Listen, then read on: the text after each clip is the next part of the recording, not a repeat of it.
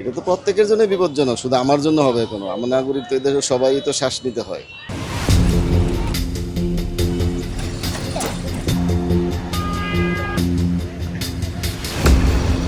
ব্যস্ত সড়ক, চলমান নির্মাণ কাজের ধুলা, ইট ভাটা ও শিল্প কারখানার ধোঁয়া, সব মিলিয়ে আমাদের প্রিয় রাজধানী ঢাকা এখন ধূসর চিত্রের শহর।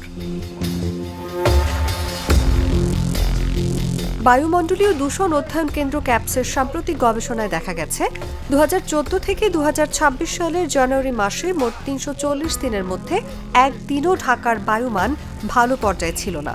এমন পরিস্থিতির রাজধানীতে বসবাস করা মানুষের মধ্যে উদ্বেগ বাড়াচ্ছে।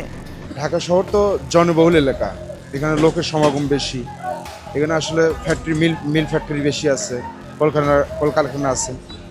এখানে আসলে সঠিক যে বায়ু দূষণ যেটা আছে, বাতাসটা, এটা আসলে পাওয়াটা সম্ভব না। কারণ এখানে আপনি শহরের ভিতর দেখেন গাছগাছালি নেই, কিন্তু চতুর্দিকে তাকাবেন শুধু বিল্ডিং আর বিল্ডিং। ঢাকার মনে হচ্ছে এত গাড়ি ঘোড়া চলাচল করে, যার কারণে মনে হচ্ছে গাড়ি ধুলাবালি, আবার রাস্তায় তো অবস্থা দেখতেছেন। এমন অবস্থার কারণে আসলে এই পুরো ঢাকা শহরটা মনে হচ্ছে পৃথিবীর মধ্যে যত জানিস এক নম্বরে দূষিত। নগরবাসী বলছেন, আবাসিক এলাকা, যানবাহনের কালো ধোঁয়া এবং কলকারখানার নির্গমনের কারণে দিন দিন শহর দূষিত হচ্ছে। বিশেষ করে শিশু ও বয়স্কদের শ্বাসকষ্ট, অ্যালার্জি ও ফুসফুসের সমস্যা বেড়ে যাচ্ছে। মাছ ছাড়া চলাফেরা করা যায় না, ঠিক আছে। এখন এই যে রাস্তায় বেরোচ্ছি, ধুলাবালির জন্য বিভিন্ন ধরনের সমস্যা, শ্বাসকষ্ট, হাবিজাবি, হাঁপানি, বিভিন্ন ধরনের সমস্যা। যাদের মনে করেন যে বয়স্ক মানুষ যারা আছে, তাদের তো আরো বেশি সমস্যা এই জন্য।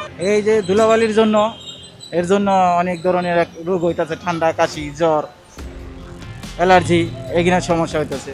অন্যদিকে অবকাঠামোগত উন্নয়ন, ঘনবসতি এবং লাগামহীন নির্মাণ কাজের ফলে সৃষ্ট ধুলাবালি ও কণা ধোঁয়ার কারণে নানা রোগ ব্যাধিও বৃদ্ধি পাচ্ছে। এই ঢাকা শহরে অতিরিক্ত যানবাহনের কারণে তাদের যে যাতায়াতের সেই বাতাসের ধুলাটা আকৃষ্ট হয়, এর জন্য কারণে ঢাকা শহরের ধুলাবায়ুটা অনেক অতিরিক্ত বেশি তাপমাত্রা বেড়ে যায়। এটা তো প্রত্যেকের জন্য বিপজ্জনক, শুধু আমার জন্য হবে কোনো? আমার নাগরিক তো এদের সবাই তো শ্বাস নিতে হয়। কারণ আমাদের জীবন ধারণের মূল উপাদানই তো হলো বায়ু। তো সেটা যদি নির্মল না হয় তো সে জীবন ধারণ তো অত্যন্ত কষ্টকর, স্বাভাবিক। প্রত্যাশা রাখি যাতে আমাদের তো সুস্থভাবে বাঁচতে পারি, বায়ুটা যাতে দূষণ কম হয়। পরিবেশ বিশেষজ্ঞরা সতর্ক করে বলছেন, যদি দ্রুত কার্যকর পদক্ষেপ না নেওয়া হয়, ঢাকার বায়ু দূষণ পরিস্থিতি আরও ভয়াবহ রূপ নিতে পারে। তাদের মতে দূষণ নিয়ন্ত্রণে সমন্বিত উদ্যোগ, যানবাহনের নিয়ন্ত্রণ, শিল্প কলকারখানার নির্গমন সীমিত করা এবং সচেতনতার মাধ্যমে নাগরিকদের স্বাস্থ্য রক্ষা করা জরুরি।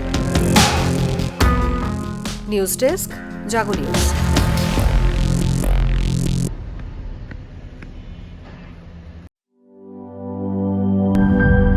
Mr.